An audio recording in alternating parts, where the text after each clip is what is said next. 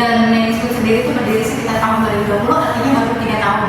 Sedangkan menurut Undang-Undang Pasal 2 Kementerian Nomor 71 Tahun 2019, syarat utama menjadi waralaba yaitu minimal usaha 5 tahun, itu aktif, pendapatannya ada, dan baru bisa disebut dengan waralaba. Yang keduanya adalah adanya pelatihan. Kenapa disebut mereka atau Mendikbud sendiri itu tidak memenuhi peraturan ini? Karena mereka tidak menerapkan pelatihan. Sedangkan di waralaba sendiri mereka atau ada aturan yang waralaba tersebut memberikan pelatihan kepada veterannya. Yang keduanya adalah tidak memiliki STPW. STPW itu surat tanda atau surat tanda pendaftaran waralaba ya.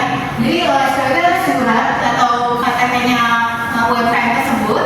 Kalau misalkan UMKM tersebut sudah mendaftarkan ini, artinya mereka legal. Legal di sini dalam artian ketika nanti suatu konflik ada yang mencontek logonya atau idenya dan lain sebagainya, maka mereka bisa menuntut karena mereka punya STPW. Tapi kalau mereka tidak punya STPW, kalau memang suatu saat nanti di next kemudian itu mereka punya kasus hal yang sama atau mungkin ada logonya yang diciplak dan sebagainya, mereka tidak bisa menuntut karena tidak adanya STPW yang dianggap atau yang dilegalkan di pasal 11 ayat 1 di Permendak Nomor 71 Tahun 2019 tersebut. Yang kedua itu HKI atau hak kekayaan intelektual itu tidak terdaftar ya. Kenapa? Karena misalkan hak kekayaan intelektual sendiri itu diatur dari pasal 2 huruf P Permendak Nomor 71 Tahun 2019. Sedangkan yang Mendikbud sendiri itu tidak mendaftarkan itu. Dan itu juga salah satu kasusnya ya atau hukumnya. Nah, selanjutnya adalah perbuatan melawan hukum PMH. Merugikan mitra. Kenapa? Ini sangat banget disoroti, tadi dijelaskan bahwa kalau misalkan yang pertama dia tidak memberikan pelatihan juga gitu, ya. Terus yang keduanya yaitu mereka itu membeli bahan baku yang dalam artian di bawah standar ya. Saja kalau misalkan bahan bakunya buah-buahan karena itu sendiri adalah salah, artinya harus punya kualitas yang tinggi gitu. Kenapa? Karena kalau misalkan mereka melanggar HKI ini atau PMH ini, artinya kita sendiri bisa menuntut ya, karena mereka merasa dirugikan dari segi material atau reputasinya gitu kan.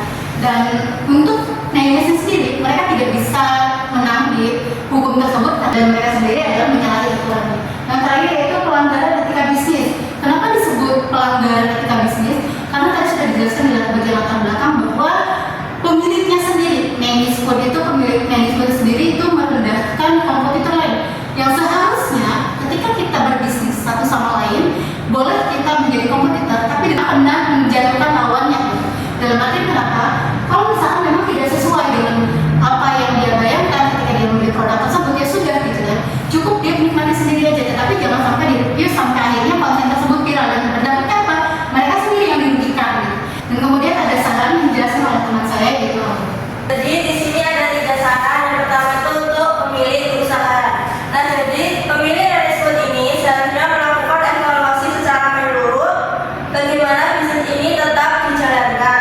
Dan tapi ketika pemilik Mendikbud ini tetap melakukan atau menyebut usahanya sebagai waralaba, maka seharusnya memenuhi syarat-syarat yang telah ditetapkan oleh Peraturan Menteri Perdagangan Nomor 71 Tahun 2019. Itu artinya harus mempunyai pendaftaran hak kekayaan intelektual yang sah, kemudian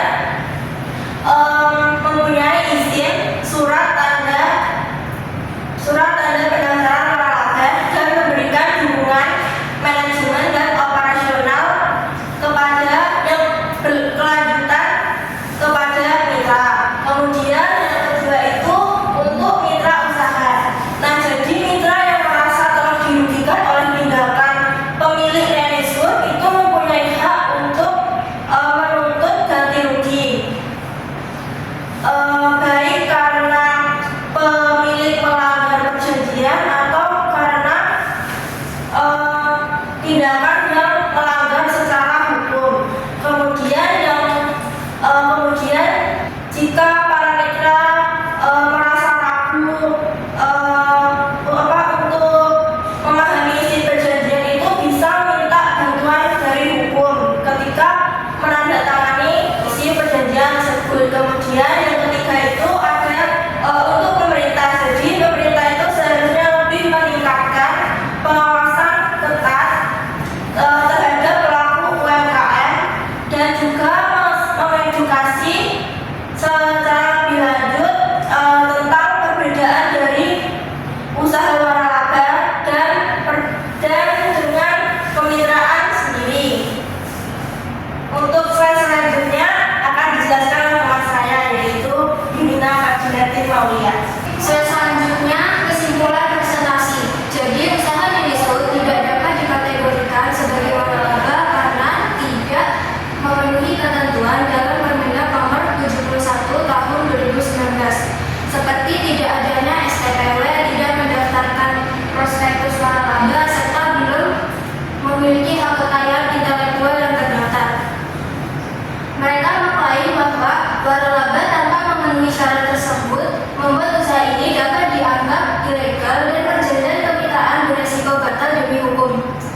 Hal ini dapat merugikan mitra dan menimbulkan pertanggungjawaban hukum bagi pemilik usaha. Nah, ini daftar pesaka yang mau kami pakai. Ini juga sumber berita yang kita pakai untuk membuat PPT ini. Ini ada tahunnya. Ini tugas Selasa 18 bulan 7 2023. Sekian presentasi dari kelompok